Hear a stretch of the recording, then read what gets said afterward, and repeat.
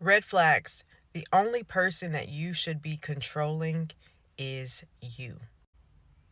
If you're in a relationship, you cannot control that other person. You should not even attempt to try. To control someone is to rule or govern over someone or something. We are our own rulers. If you feel the urge to move on and leave, then you do that. You have that right. But people cannot force someone to stay, nor should they try, especially when you are in toxic relationships. There's so many people in the world. So it always amazes me when there's people who just can't let go. Like if your partner steps out of your relationship and they take that risk by disrespecting you, mistreating you, mishandling the whole situation, and you decide that you want to try to get revenge or um, make them pay for what they did, you're trying to control the outcome of that person like they're your possession. They are not your possession. If they messed up, if they fumbled and ruined the relationship, let them go. They were feeling froggish, let them leap away.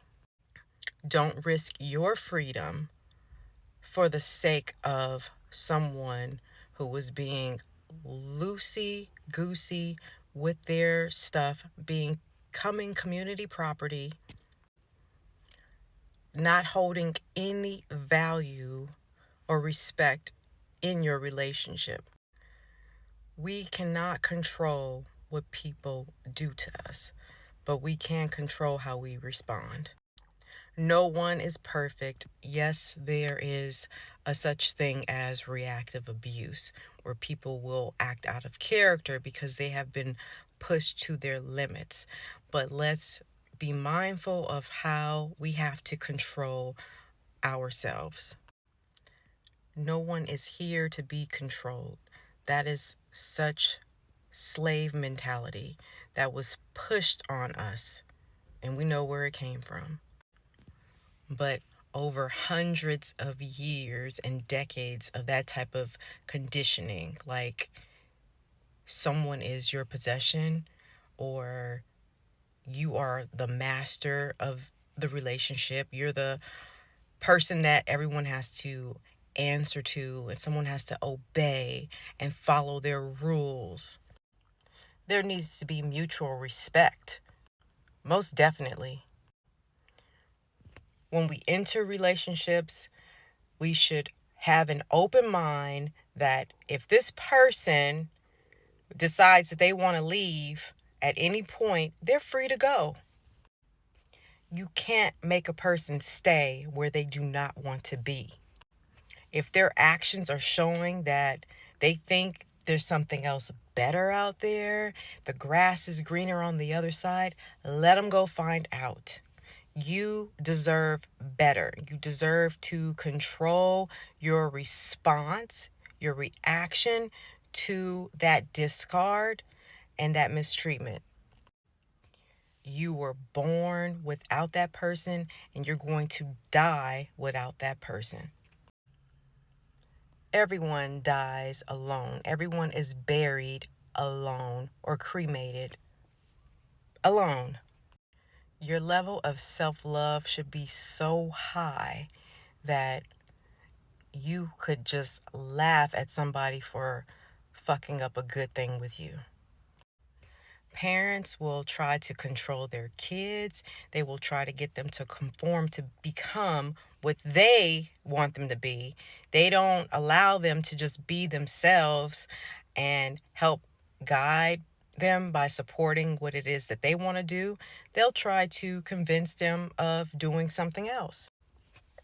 For example, when my son was in the fourth grade and he had to decide which music instrument that he wanted to play, he came home with the sheet of paper and he was going to select that he wanted to play the trumpet.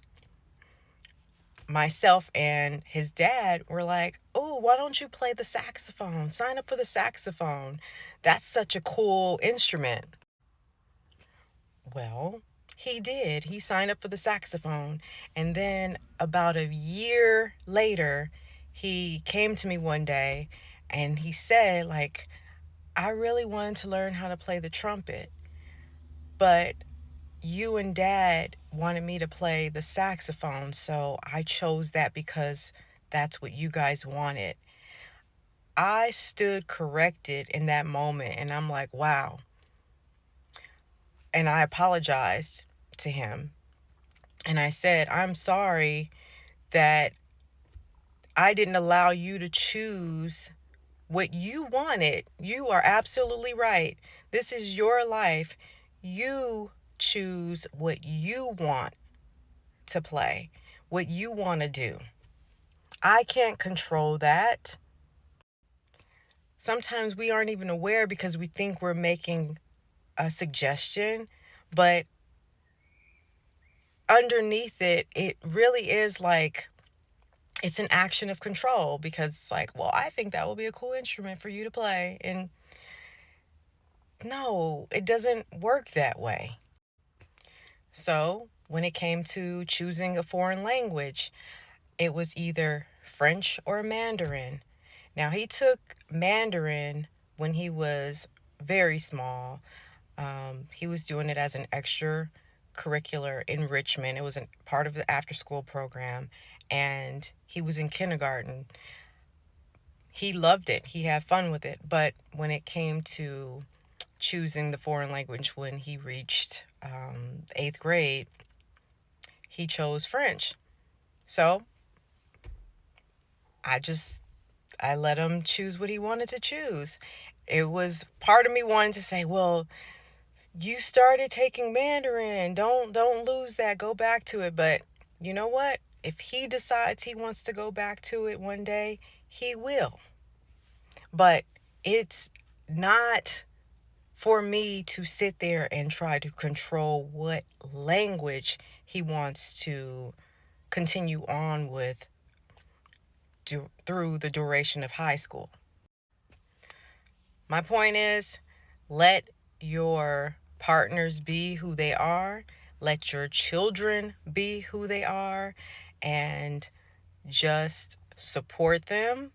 And if one day they decide that they want to do things differently or they would like to make their exit, support that. But you cannot control the actions of another, and you cannot control their decisions.